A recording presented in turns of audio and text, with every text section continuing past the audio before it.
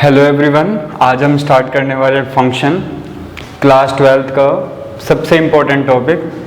तो आज हम स्टार्ट करते हैं function.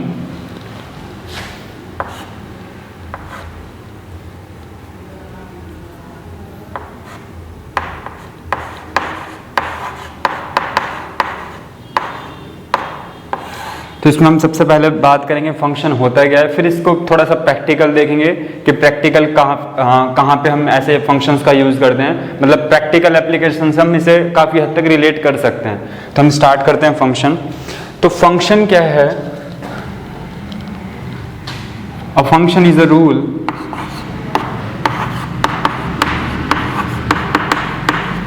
A function is a rule from non-empty set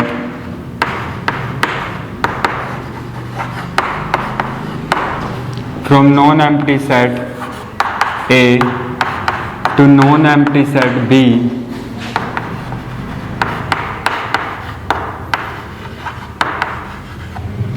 such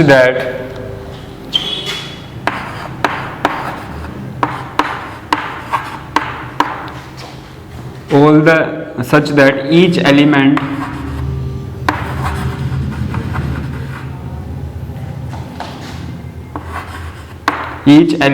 of set A is associated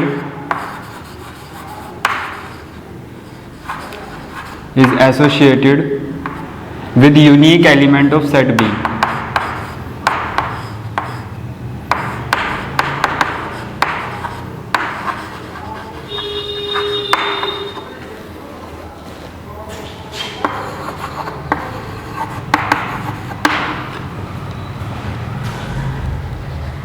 सिर्फ रूल वर्ड यूज करते ही आपका ऐसा नहीं लगना चाहिए कि तो फंक्शन जैसी डेफिनेशन हो, रिलेशन जैसी डेफिनेशन हो गई।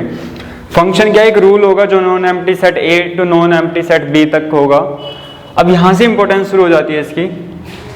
Such that each element of set ए, मतलब हर एलिमेंट सेट ए का एसोसिएट होगा किसी यूनिक एलिमेंट से, और वो एलिमेंट कहां से होगा? सेट बी में से। मतलब क्या है, जो फंक्शन होगा उसमें हर एलिमेंट, पहले तो हमें ये दो कंडीशन समझ आनी चाहिए। फर्स्ट कंडीशन यहाँ पे है और सेकंड कंडीशन यहाँ पे है। फर्स्ट कंडीशन क्या है कि ईच एलिमेंट ऑफ सेट ए, मतलब यहाँ पे फंक्शन में क्या होना पड़ेगा? सेट ए के हर एलिमेंट को एसोसिएट होना पड़ेगा। हर एलिमेंट को एसोसिएट होना पड़ेगा किसके साथ? Unique element of set B, मतलब किसी खास एलिमेंट के साथ। ऐसा बिल्कुल भी नहीं होगा फंक्शन में कि किसी मान लो 1 रिलेट कर जाए 2 से और 1 ही रिलेट कर जाए 3 से। ऐसा कभी भी नहीं होगा। ये कह रहा हर एलिमेंट किसी यूनिक एलिमेंट से ही क्या होगा? एसोसिएट होगा। तो यहाँ तो 1 2 से भी एसोसिएट है और 1 3 से भी एसोसिएट है। तो ऐसा कभी नहीं होगा फंक्शन में। ये सिर्फ रिलेशन तक की बातें थी। तो हम एक बार इसे एग्जाम्पल से समझ लेते हैं। इसको हम मैथमेटिकली कैसे रिप्रेजेंट करते हैं? इट इज रिप्रेजेंटेड बाय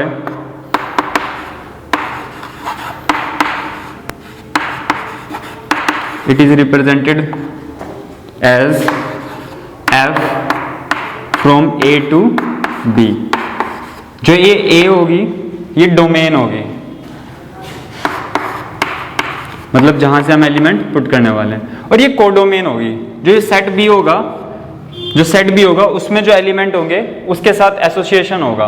यहाँ पे हर एलिमेंट सेट ए का एसोसिएट होगा किसी unique element of set B के साथ।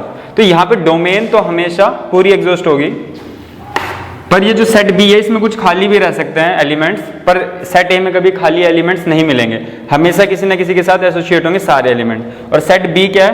कोडोमेन है। इसमें काफी एलिमेंट होंगे जिनमें से कुछ एलिमेंट रेंज बन जाएंगे। ऐसा कभी क्या होगा? कुछ एलिमेंट्स कोडोमेन के कुछ एलिमेंट्स रेंज बन जाएंगे, कभी सारे एलिमेंट्स रेंज बन जाएंगे। ठीक है ना? ये दो केस होंगे, या तो कभी सारे एलिमेंट्स रेंज बन जाएंगे या कभी कुछ रह जाएंगे। अभी इसकी बात करेंगे ढंग से काफी हद तक। तो एक बार हम एग्जांपल समझते हैं। तो ऐसे रिप्रेजेंट करने वाले हम फंक्शन को from set A to set B. Set B क्या हो जाएगा? कोडोमेन हो जाएगा। ठीक है, तो अब हम बात करते हैं कुछ एग्जाम्पल की, ताकि हम डिफरेंस देख सके। एक बार हम डिफरेंस देखेंगे रिलेशन में और फंक्शन में। मैं सेट ए ले रहा हूं, 1 2 3 4। सेट बी है 2 4 6 8।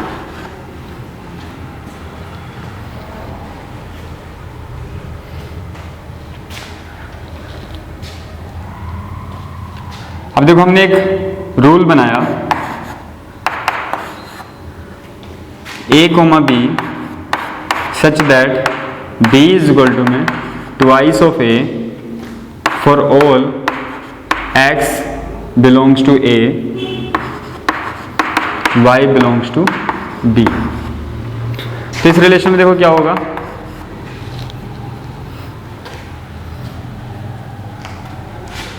One comma two, 2 comma 4, 3 comma 6, 4 comma 8। अब एक हम सेकंड रूल बना रहे हैं। अभी इसके हम काफ़ी एग्जाम्पल देखेंगे, बस अभी हम जस्ट एक बार देख रहे हैं, डिफरेंस देखने वाले हैं। अब मैंने एक और रूल बनाया, फेवरेट रूल अपना, b इज डिविजिबल बाय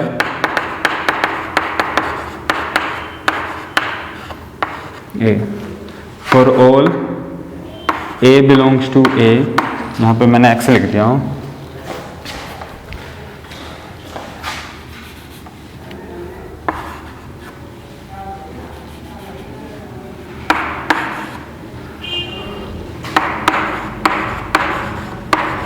अब इसमें क्या क्या आ जाएगा,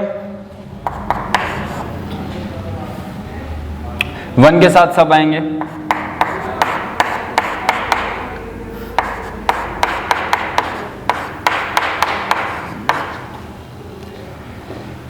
टू के साथ 2 4 6 8,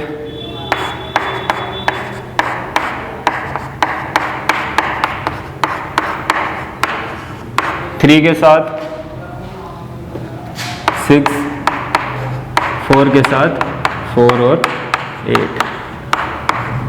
अब यहां से हम देखें, डिफरेंस देखें, तो पहले तो हम ये दो कंडीशन होनी चाहिए हमारे पास उस रूल में।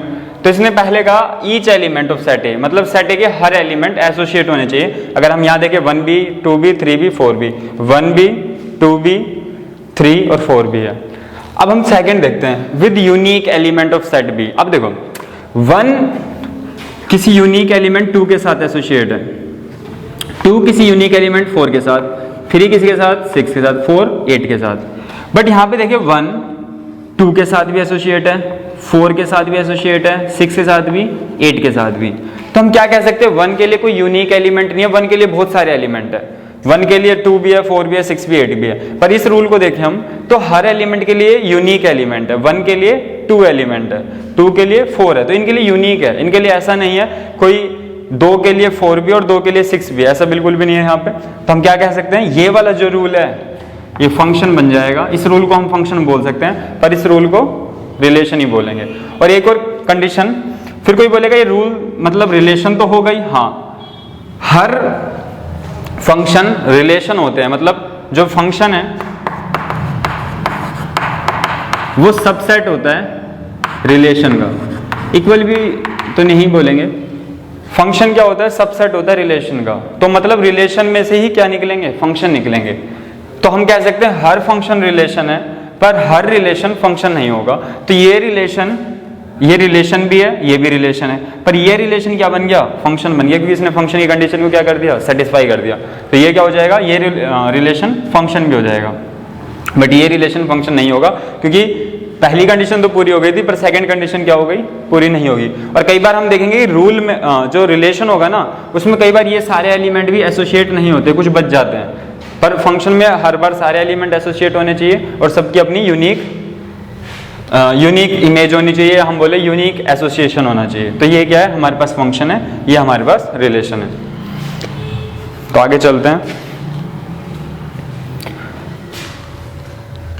चलो अब एक बार फंक्शन को और प्रैक्टिकल थोड़ा देखते हैं, प्रैक्टिकल समझते हैं फंक्शन होता क्या है और कैसे हम अपने इसे लिंक कर सकते हैं।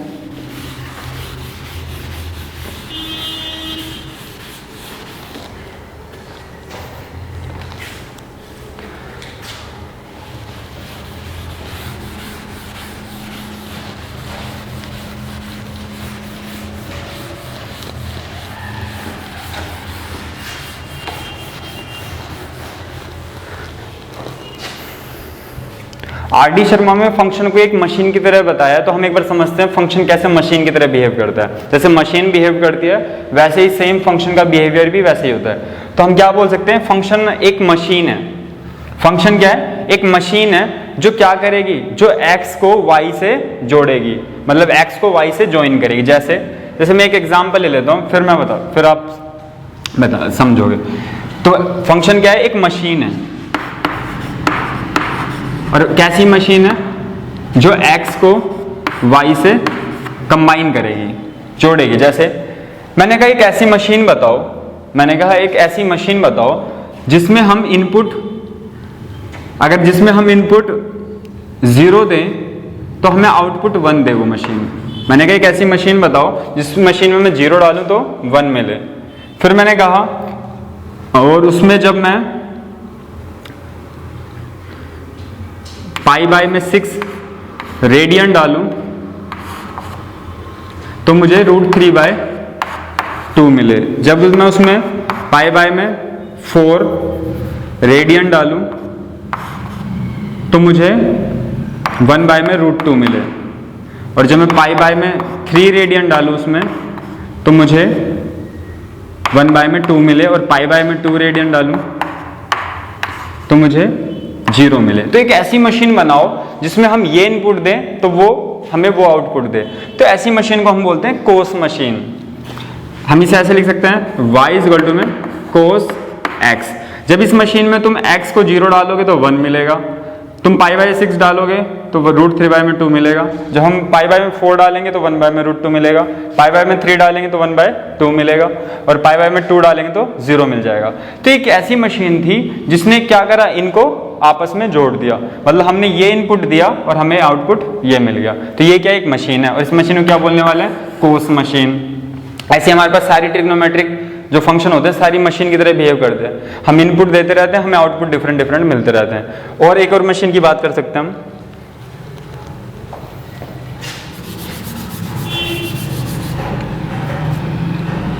मैंने कहा एक ऐसी मशीन बताओ जिसमें मैं 1 डालूं तो मुझे 0 मिले, 2 डालूं तो 3 मिले, 3 डालूं तो 8 मिले, 4 डालूं तो 15 मिले, 5 डालूं तो 24 मिले। तो आप समझ गए होंगे कि जो भी डाल रहे हैं हम एक रिलेशन, एक पैटर्न बन रहा है। तो एक ऐसी मशीन ढूंढनी है जो ऐसे बिहेव करे, जिसमें 1 जाए तो उसका आउटपुट 0 मिले, 2 जाए तो 4। अगर हम पैटर्न समझे, यहाँ पे हर जो नंबर है उसका स्क्वायर करके हम क्या कर रहे हैं, सब्ट्रैक्ट कर दे रहे हैं, एक सब्ट्रैक्ट कर रहे हैं। तो इस मशीन को कैसे बोल सकते हैं हम, ये एक मशीन होगी ऐसे, ठीक है। और ये कभी ऐसा नहीं होगा, मशीन में कभी ऐसा नहीं होगा 1 डाल रहे हैं तो वही मशीन 0 दे रही है, फिर उसी मशीन में फिर 1 डाल रहे हैं फिर वो 5 दे रही है। तो ऐसा मशीन कभी भी नहीं करेगी। एक इनपुट पे कोई फिक्स ही आउटपुट होगा जो वो देती रहेगी। तो हम जितनी भी मशीन देखें सारी मशीन इसी पे बिहेव करती हैं। अब जैसे हम एक बार एग्जांपल लें, हम एटीएम मशीन की बात करें, हम अब इनपुट क्या देते हैं उसमें, एटीएम मशीन में क्या देते हैं हम इनपुट, हम पासवर्ड इनपुट देते हैं। कोई कहेगा एटीएम कार्ड भी है, हाँ इनपुट वो भी है, बट हम मेन जो हमारा कार्ड से कोई एक्सेस भी नहीं करती है मशीन। तो हम क्या करेंगे, हमारे जो इनपुट होगा पासवर्ड होगा 4 डिजिट का, और हमारा आउटपुट क्या होगा, मनी होगी। तो ऐसा बिल्कुल भी नहीं होगा कि हम पासवर्ड दें तो कभी मनी आए और कभी पासवर्ड वही सेम पासवर्ड दे और सब कुछ सही हो तो अगली बार जो पैसे हैं वो ना आए। तो ऐसा बिल्कुल भी नहीं होगा। मशीन का मतलब क्या है, एक इनपुट पे फिक्स आउटपुट होता है तो उसे हम मशीन बोलते हैं। तो फंक्शन भी क्या है, एक मशीन की तरह बिहेव करेगी। तो हम फंक्शन को कैसे कंसीडर कर सकते हैं, मशीन की तरह कंसीडर कर सकते हैं। हम जितने भी एग्जाम्पल देखेंगे सब एक मशीन की तरह बिहेव करेंगे, सब एक फिक्स इनपुट पे एक फिक्स आउटपुट देंगे हमें। तो हम फंक्शन को कैसे रिलेट कर सकते हैं? Function is a machine which gives या विच कंबाइन x टू y। तो फंक्शन को एक मशीन की तरह भी समझते हैं जिसमें हम एक इनपुट देते रहेंगे और हमें आउटपुट मिलते रहेंगे। तो हम कैसे रिप्रेजेंट करेंगे इस मशीन को? y को जोड़ेगी x से। अब देखो x को y से कंबाइन करना, तो ये f आएगा। f बता रहा है कि हम x को y से एसोसिएट करने वाले हैं, कंबाइन करने वाले हैं, ठीक है। तो y को हम fx ही बोलते हैं। जैसे अब कल को हमें अगर ये मिलेगा fx इक्वल टू में एक्स स्क्वायर प्लस 1, तो हम इसकी जगह y भी लिख सकते हैं, क्योंकि जो फंक्शन है, जो मशीन है, वो क्या कर रही है? इनपुट का स्क्वायर करके उसमें एक ऐड कर करके दे रही है। तो हम क्या बोल देंगे? y जो मिलेगा वो इनपुट में इनपुट का स्क्वायर करके एक जोड़ जोड़ के मिलेगा। तो हमें फंक्शन मशीन का बिहेवियर पता चल गया। तो बस मशीन का बिहेवियर पता चल गया, हम इसको y भी लिख सकते हैं। तो कई बार देखा होगा, हमें पता होगा कि हम ये बोलते हैं फंक्शन ऑफ x y के बराबर ही होता है।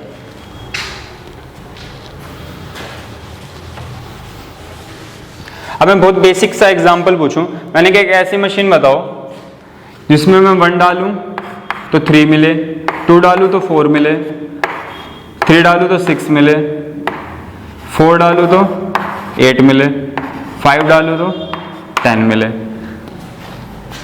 और ऐसा बिल्कुल भी नहीं होगा कि ये वैल्यू किन्हीं 2 डिफरेंट मशीन से मिल जाएगा। ये फिक्स हो गया, ये किसी पर्टिकुलर एक ही मशीन बता सकती है। तो कोई सोच रहा होगा पहले कि हम, जैसे अभी थोड़ा सा स्टार्टिंग में ऐसा लग रहा है कि इसे हम ऐसे मशीन से भी, ये हमें इनपुट ये देंगे तो इस मशीन से हमें ये आउटपुट मिल जाएंगे। कोई ऐसा सोच रहा है, कोई, सॉरी यहाँ पे मैंने एक चीज, और कोई यहाँ पे ऐसे स्टार्टिंग में ऐसे लगा होगा कि हमने सोचा कि 1 से 2 मिल रहा तो x प्लस 1। तो हमें पूरा इनपुट देखना है। एक इनपुट पे हम मशीन को कभी भी फिक्स नहीं कर सकते, हमें कम से कम 3 से 4 इनपुट चाहिए और आउटपुट चाहिए, तो हम बता सकते हैं मशीन होगी, कैसे मशीन बिहेव करेगी। तो अब हम यहाँ पे देखें, अब इस इनपुट पे हमें ये आउटपुट मिल रहा है, तो कैसी मशीन होगी? कोई इस टाइप की मशीन होगी। तो फंक्शन क्या है? एक मशीन है।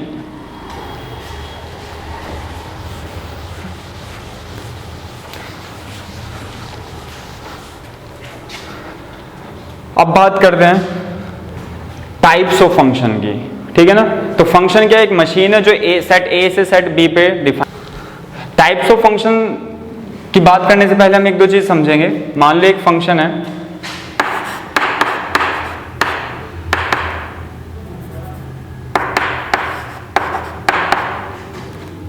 सेट ए से सेट बी में। टाइप्स ऑफ फंक्शन की बात करने से पहले हम एक कंसेप्ट और समझेंगे, इमेज प्री इमेज वाला। तो उसके लिए हम एक एग्जांपल ले लेते हैं। एक सेट ए है,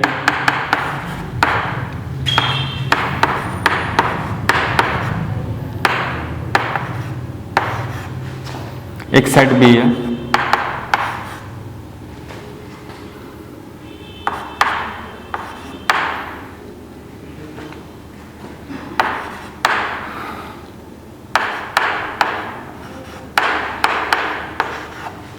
और एक मशीन है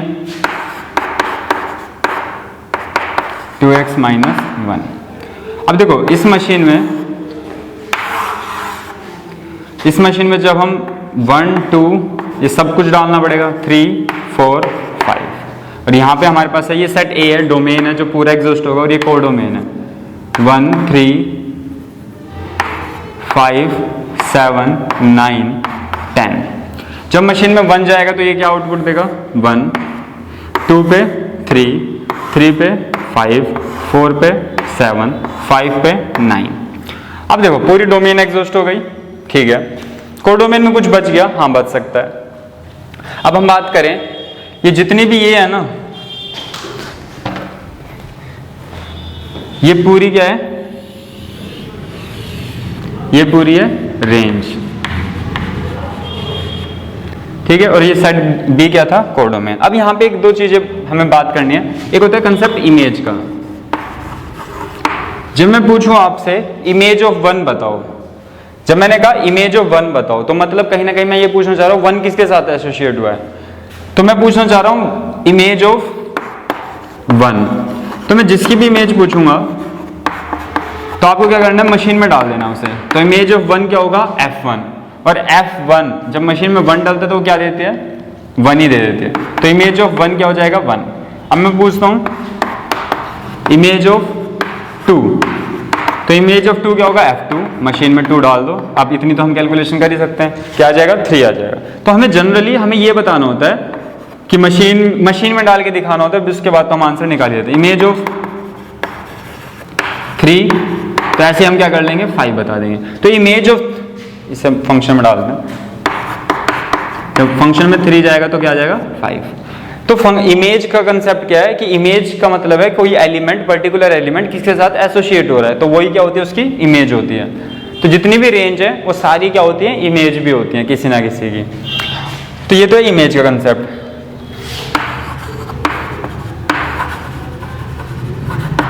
अब एक और कंसेप्ट होता है प्री इमेज।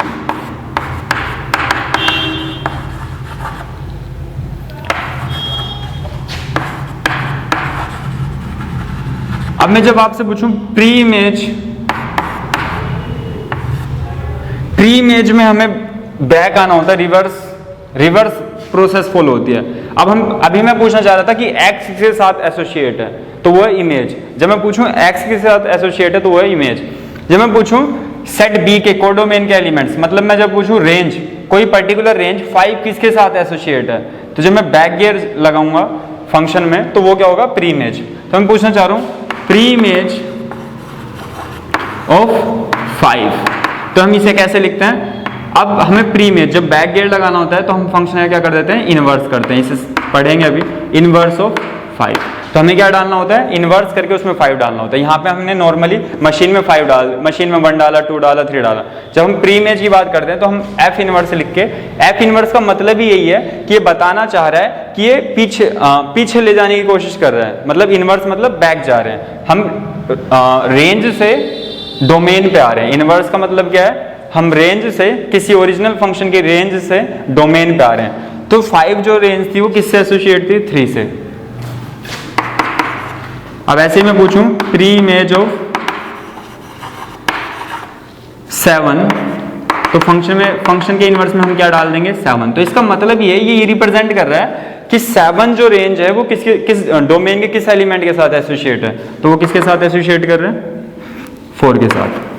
तो ये कंसेप्ट है प्री इमेज का। रेंज हमें पता ही चला, रेंज हमें पता है, डोमेन ये होती है, ये सारे एक्स होते हैं, ये सारे डलते हैं, ये सारे वाई नहीं होते। जो रेंज होते हैं सिर्फ वही वाई होते हैं। तो मैं इसे लिख सकता हूं, ये क्या होते हैं, वाई भी होते हैं, रेंज ही वाई होती है, और ये पूरा ये एक्स होता है। ठीक है, तो अब हम बात करते हैं टाइप्स ऑफ फंक्शन की।